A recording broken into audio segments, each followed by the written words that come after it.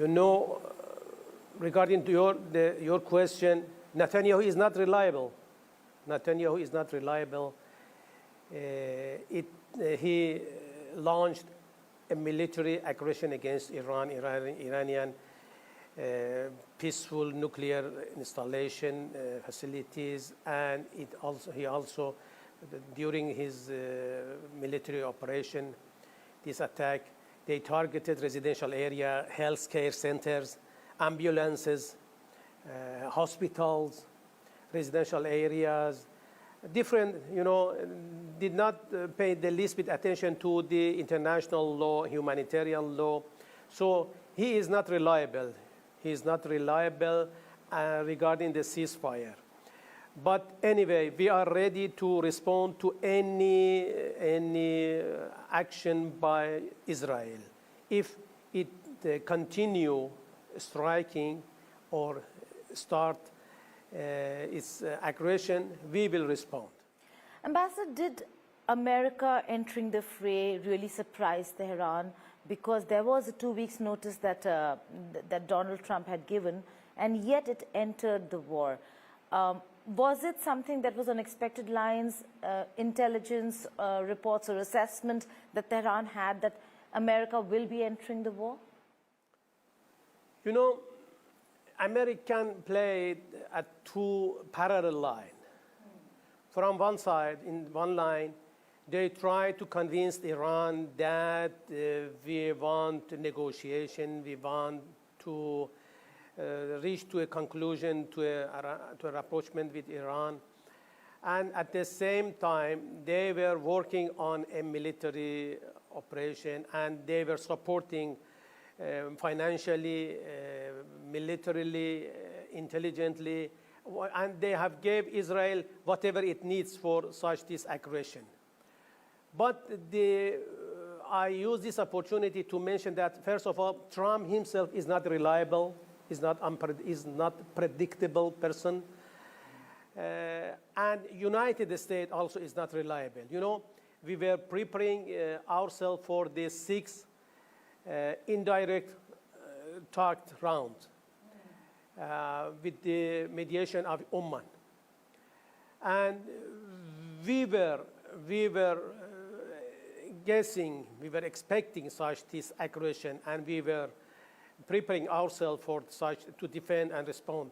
But at the same time, we try to convince ourselves that United States will not allow Israel. You know, Israel by itself cannot do anything. Israel is little bit, is smaller than to do anything, not only against Iran, but most of the regional country, in the regional states in our region. Israel cannot do and still cannot do anything, and would not do anything without permission and without support of United States and some Western countries. And you know, during the response of Iran, we fully witnessed the support of United States and other, European, other allies of Israel for intercepting our missiles and to not allow our missiles to reach to Israel. Of course, despite of this, our missile targeted different facilities and different infrastructure of Israel. Anyway, we were expecting such this, and we were ready. But you were expecting America to enter the war? You know, we were expecting. Very interesting. President Trump has said that America managed to decimate the 3 nuclear facilities, and that Iran has only done a symbolic gesture with the attack on the US bases. Your comments, sir? You know, first of all, Iranian nuclear facilities are peaceful. And where all Iranian nuclear activity, nuclear facilities were under subject to the intensive inspection of the IAEA, International Atomic Energy Agency. So, but at the same time, they claim they claim that it's not peaceful, and they launched such this. You know, still the Iranian concerning structure are studying the extent of damages to the infrastructures. I am not at the position to say what happened and how is the situation now. I am still, you know, it's something which needs a high-ranking decision. It's strategic. It needs a strategic decision and a strategic position for next step. Right. So right now, Iran is studying the extent of damage and is not officially putting out what has happened. Yeah. But the response of Iran, also America says, was symbolic in nature. That you hit out at the U.S. bases in Qatar and the troops that were housed in Iraq, but they were just symbolic, that you did not intend to harm anybody, and that at the end of the day, information was passed on to Qatar and to America. How do you see what America is looking at and how America views Iran's actions? That they were symbolic and they were not meant as a response? You know, we have proved that we are serious regarding defending our national interest, our sovereignty, our people. And, you know, if you review the history of the world after World War II, no country has targeted any U.S. military or U.S. installation, U.S. facilities. It was Iran, just Iran, and just Iran that twice has targeted U.S. military forces, military bases. And, you know, you can count it as symbolic or serious, but Iran was enough brave to respond to the military action of to the aggression of United States. And still, if United States can repeat its unlawful manner, it will receive the same response. The U.S. President, ambassador has also come out and said that, okay, now this calls for peace and ceasefire. They have let out steam. Both sides have done what they had to do. Is this U.S. backing off from a full-blown aggression? And what could have led to this ceasefire? You know, first of all, as I mentioned, no aggression could happen without support of U.S. And Trump tries to show that he has played an important role in war and in ceasefire. But, you know, intentionally, our response, our military operation was in response to responding to the aggression of Israel. If Israel stop, you can call it ceasefire or whatever you want. If it stops, we will stop our operation against Israel. But you can count it as ceasefire or other thing. Okay, very important over here on how Netanyahu and the role Netanyahu has played in the region and how destabilized the region is. But before that, the role of IAEA, sir. Ambassador Elahi, the fact that the first statements came from Rafael Grossi about uranium enrichment and that there were traces of enrichment found in places that they should not have found those traces.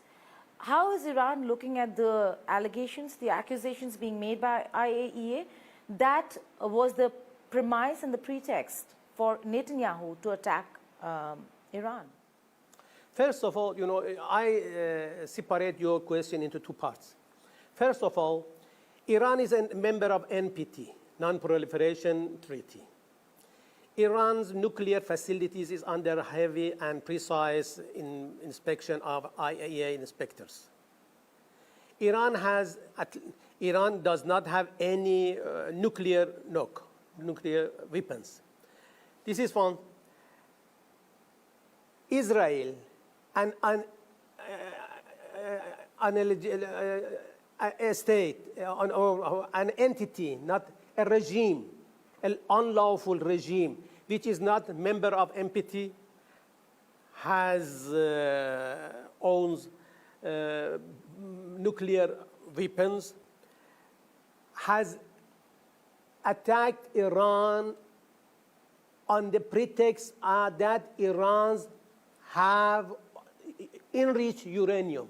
You know, it's ridiculous. It is ridiculous, at least for those who see the scene, it can be considered as ridiculous. Israel is defending itself, is defending the peace and stability of the region by attacking and aggressing Iran on this pretext. This is. Secondly, you know, the role of IAEA. You know, we have had direct contact with IAEA. The inspectors of IAEA are permanently in Iran.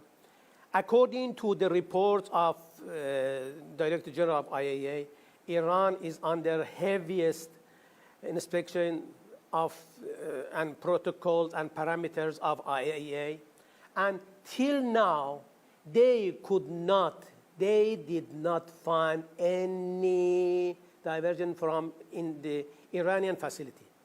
But they politically and intentionally saying that we could not say that Iran has no divergence or Iran's nuclear program is peaceful.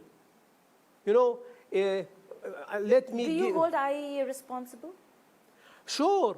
IAEA is responsible. Grossi himself is responsible for what happened in 2 recent weeks. Grossi himself is responsible for the casualties, for the civilian casualties which we gave in Iran, for our scientists. You know, Israel has targeted, has killed many Iranian nuclear scientists. Grossi is responsible for this.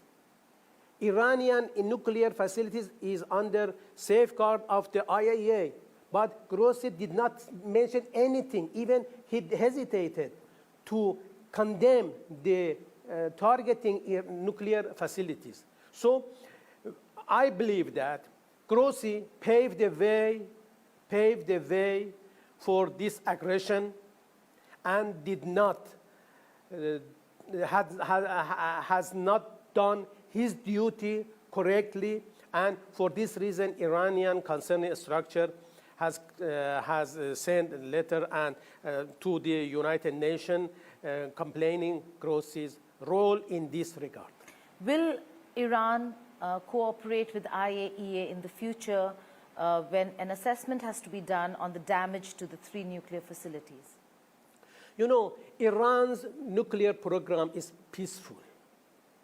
Till now, you know, despite the unconstructive role of IAEA and the bad role of Grossi, we are committed to the IAEA provisions, IAEA parameters, and we want to cooperate with IAEA. We want to show, and we tried, and we have shown that our program is peaceful, and there should not be any doubt about the peacefulness of our nuclear program.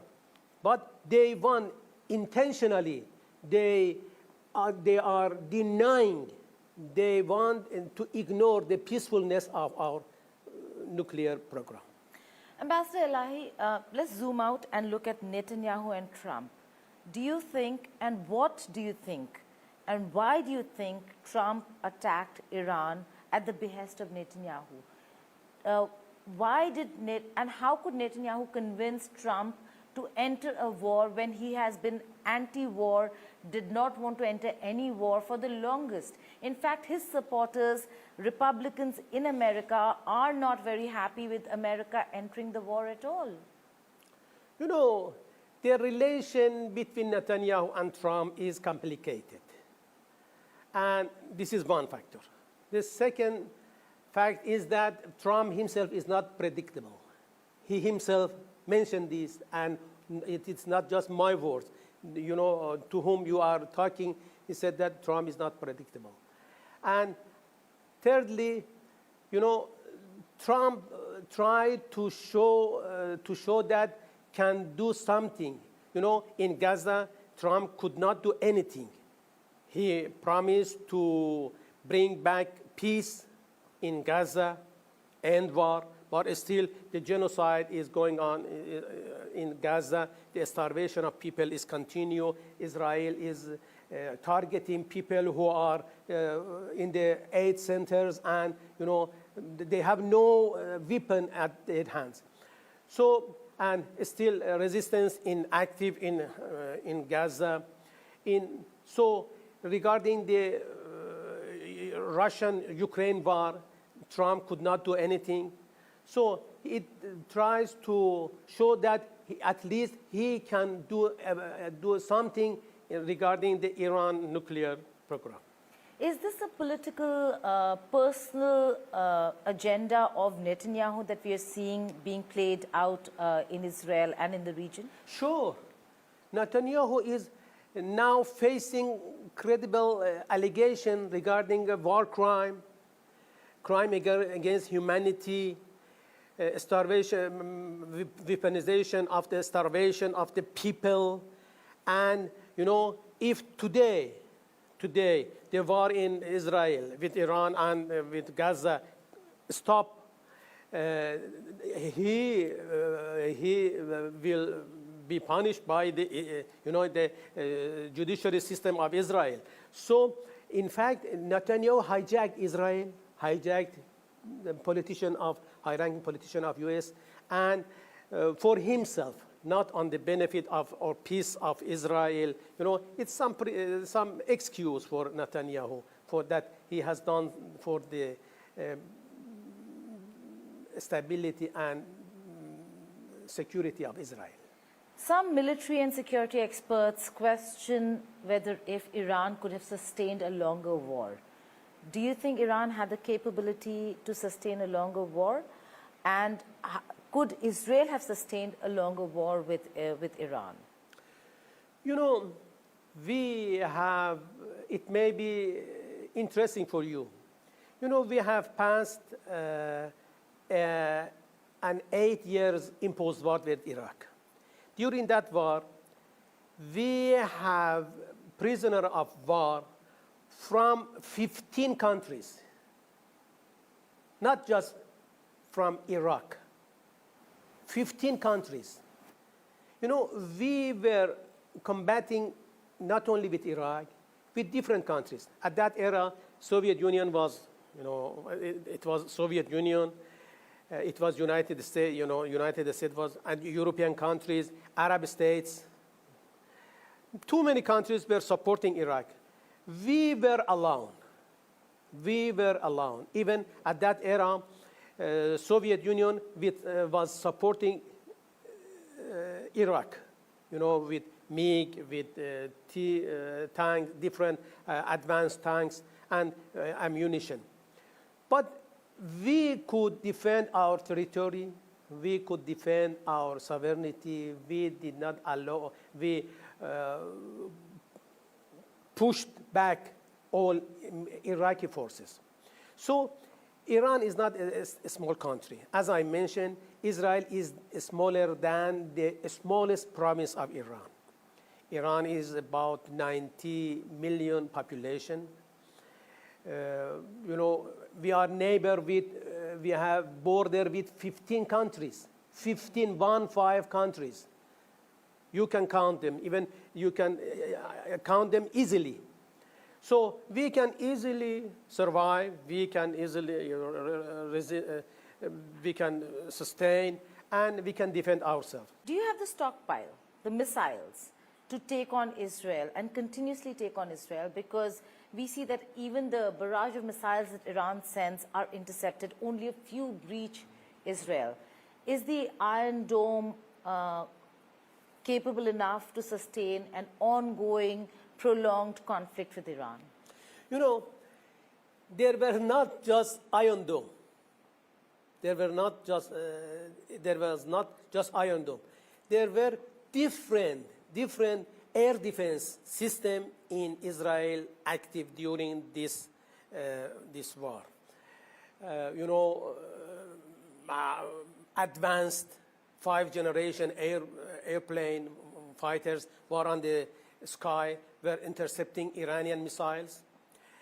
Falachum David, Yes. Iron Dome, different TOD, different system, defense system, air defense system were active during war. But despite of all of these, our missiles reached our targets in Israeli territory. So we believe that, you know, we could, not easily, but we could reach territory of Israel and target our whatever we wanted to attack. We will look at the investments, but let's look at the Middle Eastern countries, the West Asian countries. With Iran having attacked US air bases in Qatar and the base in Iraq, is it a wake-up call? Was it a wake-up call for the Middle Eastern countries that this war could expand and could bring the Middle Eastern countries also into the war, and therefore maybe messaging to the United States of America that went from Middle Eastern countries, particularly the Arab world, Saudi Arabia, Qatar, the UAE, that they don't want to be involved in a conflict that is long drawn and expanded and involves Israel? Since the beginning of the war, we explicitly and clearly mentioned and expressed that we are not with expanding the war.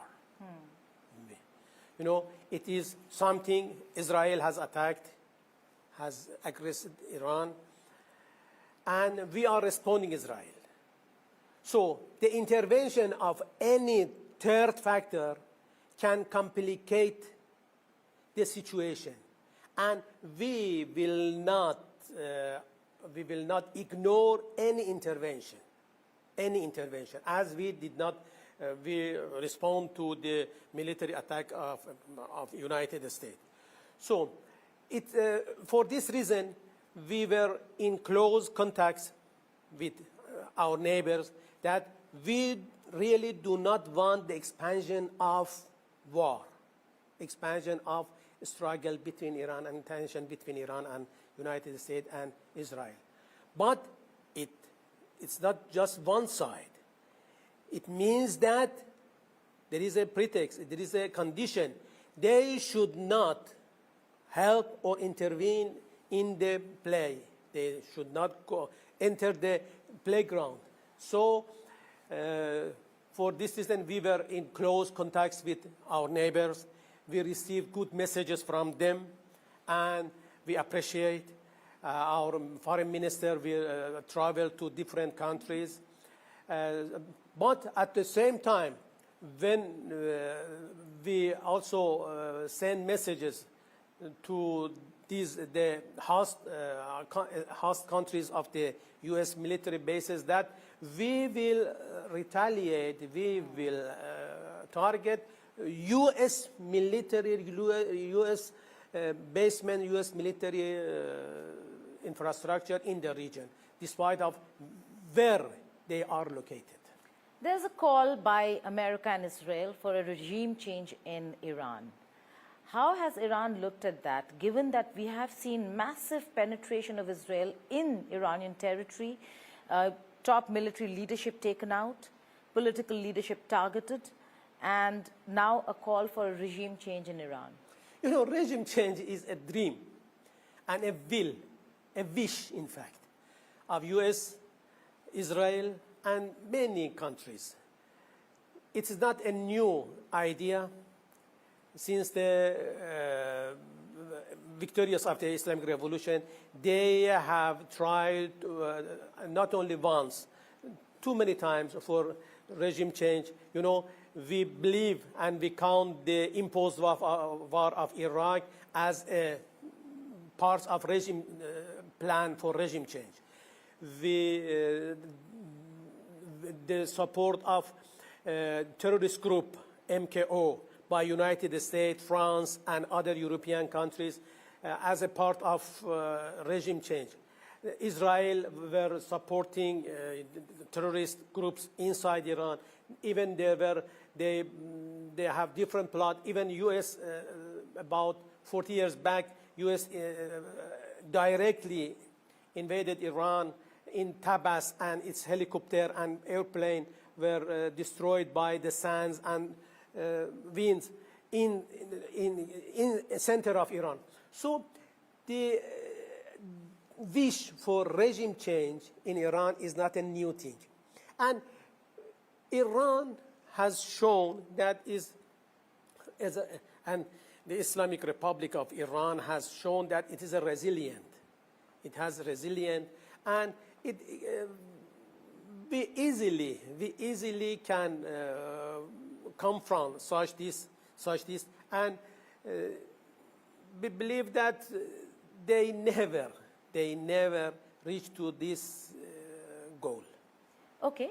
And they are smaller than Israel, especially Israel, and even U.S. U.S. itself said that high-ranking officials of U.S. said that they are not following regime change. Of course, they could not,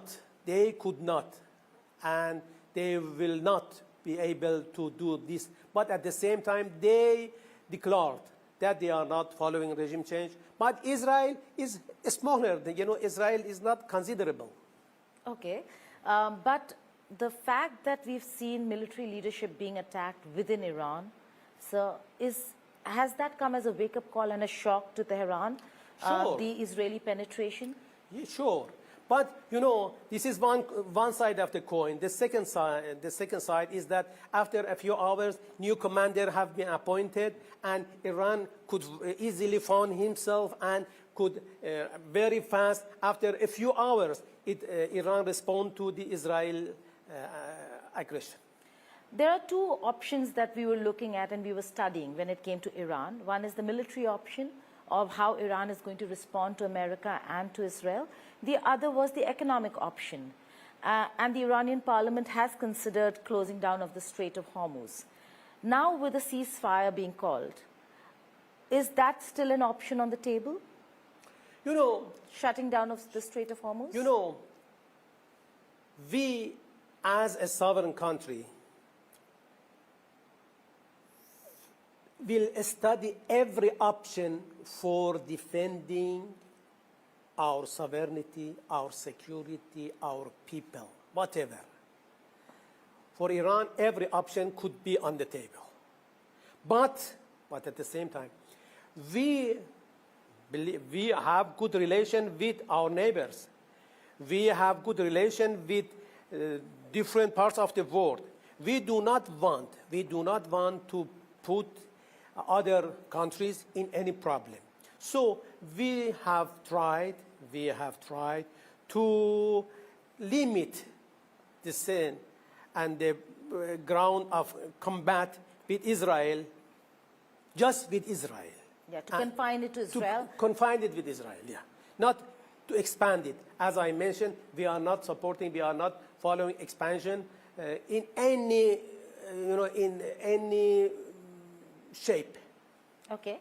We will come to the India question because you said partners should not be impacted. Shutting down of the Strait of Hormuz will impact your partners, be it India or China. But the larger question over here is the support that Iran has got.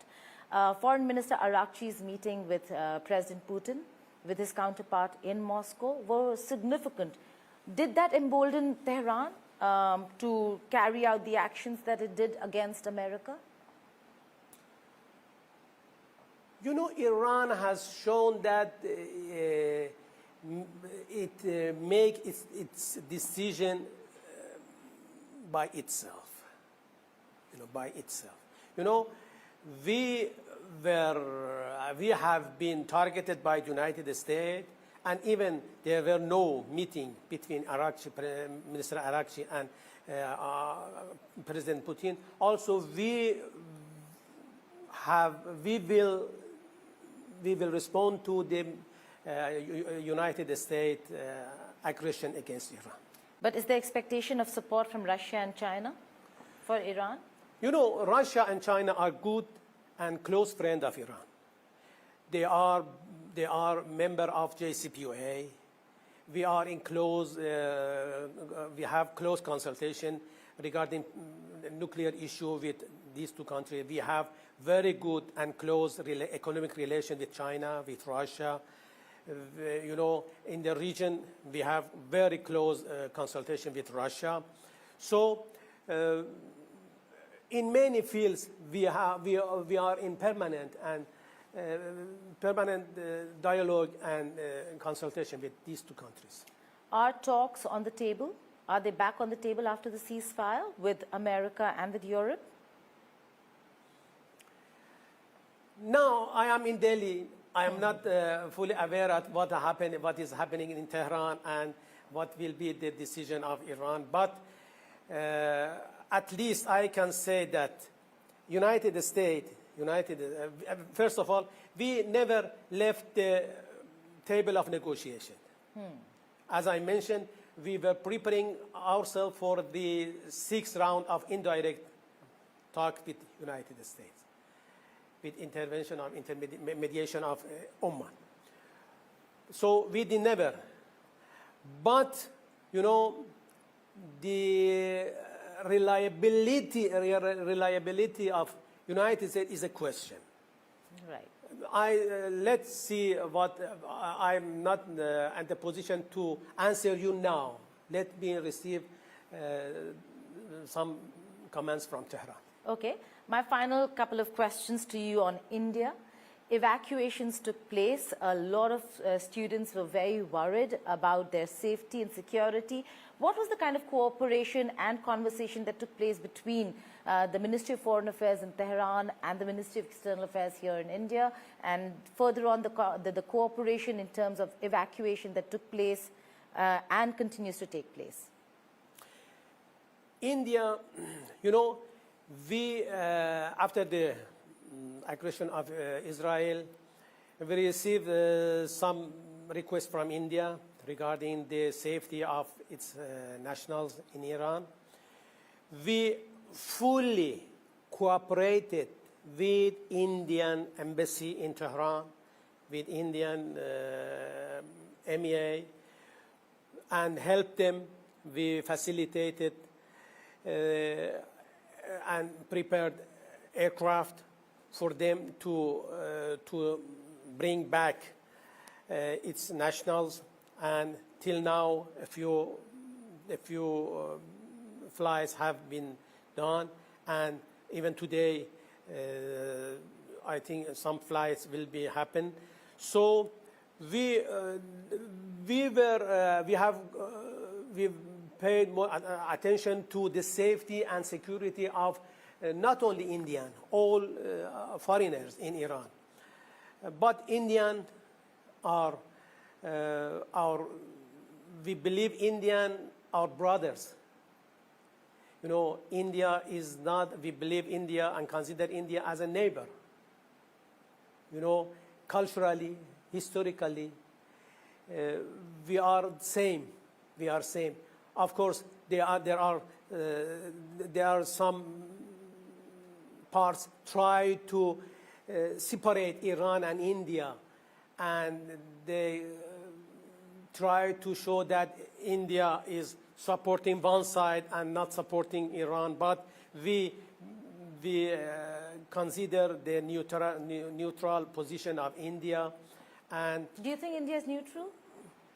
India, we received, after the war, Dr. Arakchi, Minister of Foreign Affairs, received a call from MEA Minister, Mr. Jaishankar, and also President Pezeshkian received a call from PM Modi. And they invited they invited de-escalation, and they emphasized on dialogue. Let's consider this as a neutral position. Okay. Final question to you, sir, before I let you go, because we're running out of time. Indian interests and investments in Iran. The Chabahar port is very important. We were speaking to the Israeli envoy to India as well, and he was saying that they're warning against investing in Iran, not just to India, but also the messaging to China, that stop investing because it's a waste of our money. How are the investments looking of Indian investments in Iran, as opposed to Indian investments in Israel, because Haifa was also attacked? Israel is smaller than anything to treat any investment in Iran. You know, Israel itself and alone is not any threat to Iran. Let me say to you and your viewers. Israel without US, Israel without the support of the EU, Israel with support of different Western countries is nothing, you know. But it poses problem for the region, We fully defend any foreign investment in Iran, not Indian, Chinese. You know, despite of the sanction, let me say you, and change this perception that Iran is under heavy sanction. Annually, we are receiving foreign investment in Iran. India is just one. Even Chabahar is an investment by the government of India. There are also private sector of India that are keen, and they have entered Iranian economy. They have invested in Iran from China. You know, some countries at the level governmental institution have invested in Iran, and even private sector. You know, Iran is a good market, for a good place for investment. Rich, it is rich. It is their energy price is low, labor force is low. There are good facility, good infrastructure. So it's feasibility. Are the investments safe? All investment are safe. All investment. You know, it depends to you how to interpret the safety. You know, Iran's government is fully support foreign investment. This is one side. Legally and constitutionally, Iran's government is fully support any foreign investment. And, you know, there are too many investments. From the security, also, it is the responsibility of Iranian government. You know, if there is a factory or a project inside Iran, it's the responsibility of Iran to defend its sovereignty, its security, and these investments are among other projects, other installations, other facilities inside Iran. So we will defend them all. We will defend them. Right. Ambassador Elahi, before I let you go, all this began with the war against Gaza and against Palestine. Is that an issue that Iran will continue to take up and support? You know, Gaza is not just an issue of Gazian. It's an issue of humanity. You know, the people are suffering from starvation. Israel has weaponized starvation. Israel does not allow to enter any humanitarian aid, water, fuel, food, medicine. So it's not, you know, it's not, we were supporting Gaza, we were supporting Palestine, and we do not, there is no change in our approach and our strategy. We fully support by any means. But it's, we expect that, and we hope that other countries, different nations around the world will support the deprived people of Palestine. You know, it's time to stand in the right parts of the history. How the people, how the countries, how the governments will respond, will answer to the coming generation, when the coming generation in the world will study the history of Gaza, what happened to the Palestinians, what happened to the people of this region, and what has done Israel to these people. So it is the responsibility of all people. And the path, my last point is that the path to peace and stability goes through accountability. Okay. Israel should be accountable. Israel, and it is the responsibility of all countries, all international organizations, all intellectuals, all writers, media. Let me, with your permission, I mention this point that I was not in Iran. I was in Iran, and I was not here in India. But according to reports I received from my embassy, many correspondents, many media in India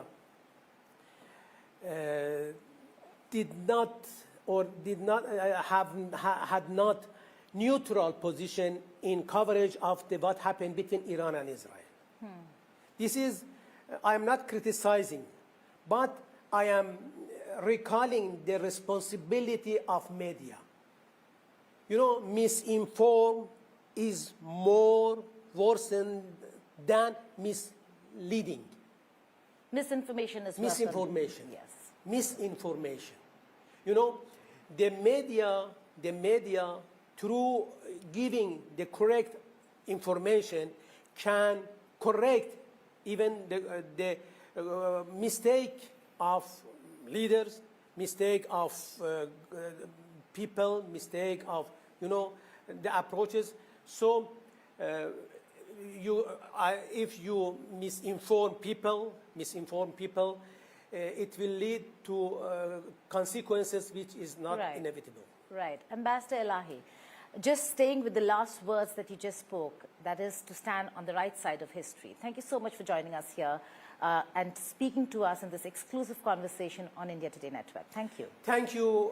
I really want to express my gratitude to the India Today for good coverage of the events in the region, and especially the recent war between Iran and Israel.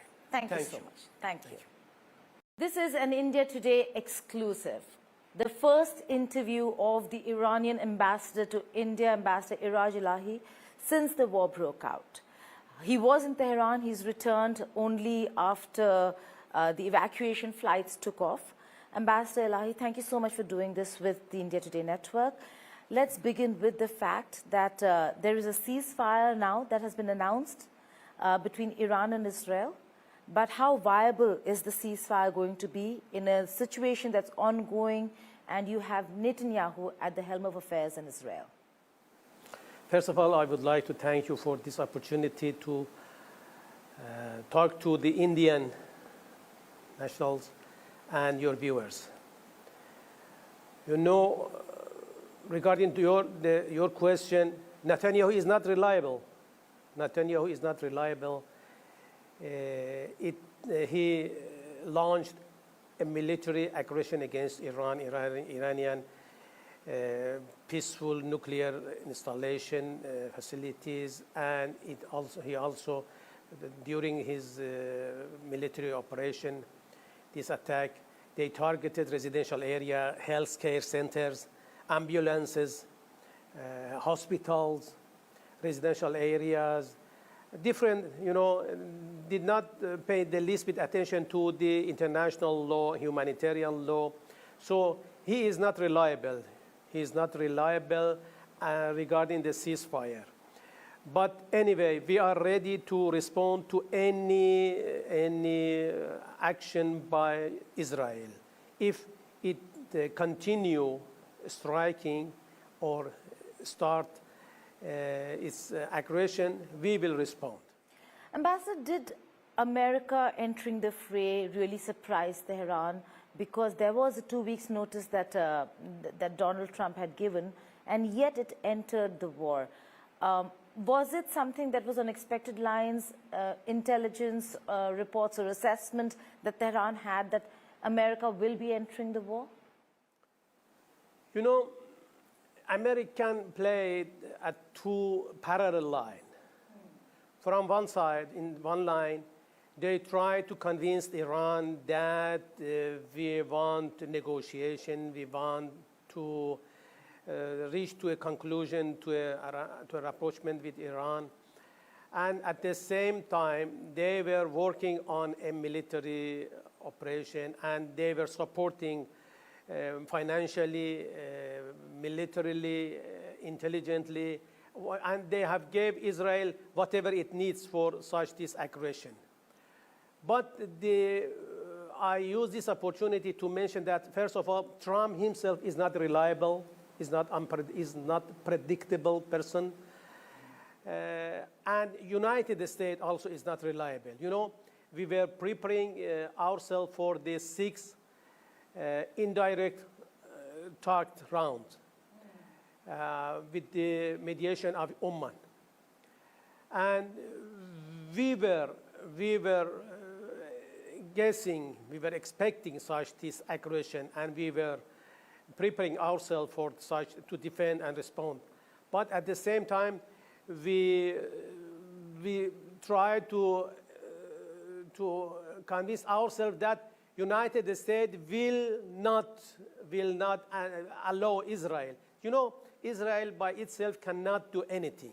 Israel is a little bit, is smaller than to do anything, not only against Iran, but most of the regional country, in the regional states in our region. Israel cannot do and still cannot do anything, and would not do anything without permission and without support of United States and some Western countries. And you know, during the response of Iran, we fully witnessed the support of United States and other, European, other allies of Israel for intercepting our missiles and to not allow our missiles to reach to Israel. Of course, despite of this, our missile targeted different facilities and different infrastructure of Israel. Anyway, we were expecting such this, and we were ready. But you were expecting America to enter the war? You know, we were expecting. Very interesting. President Trump has said that America managed to decimate the 3 nuclear facilities, and that Iran has only done a symbolic gesture with the attack on the US bases. Your comments, sir? You know, first of all, Iranian nuclear facilities are peaceful, and where all Iranian nuclear activity, nuclear facilities were under subject to the intensive inspection of the IAEA, International Atomic Energy Agency. So, but at the same time, they claim they claim that it's not peaceful, and they launched such this. You know, still the Iranian concerning structure are studying the extent of damages to the infrastructures. I am not at the position to say what happened and how is the situation now. I am still, you know, it's something which needs a high-ranking decision. it's a strategic. It needs a strategic decision and a strategic position for next step. Right. So right now, Iran is studying the extent of damage and is not officially putting out what has happened. Yeah. But the response of Iran, also America says, was symbolic in nature. That you hit out at the U.S. bases in Qatar and the troops that were housed in Iraq, but they were just symbolic, that you did not intend to harm anybody, and that at the end of the day, information was passed on to Qatar and to America. How do you see what America is looking at and how America views Iran's actions? That they were symbolic and they were not meant as a response. You know, we have proved that we are serious regarding defending our national interest, our sovereignty, our people. And, you know, if you review the history of the world after World War II, no country has targeted any U.S. military or U.S. installation, U.S. facilities. It was Iran, just Iran, and just Iran that twice has targeted U.S. military forces, military bases. And, you know, you can count it as symbolic or serious, but Iran was enough brave to respond to the military action of to the aggression of United States. And still, if United States can repeat its unlawful manner, it will receive the same response. The U.S. President, ambassador has also come out and said that, okay, now this calls for peace and ceasefire. They have let out steam. Both sides have done what they had to do. Is this U.S. backing off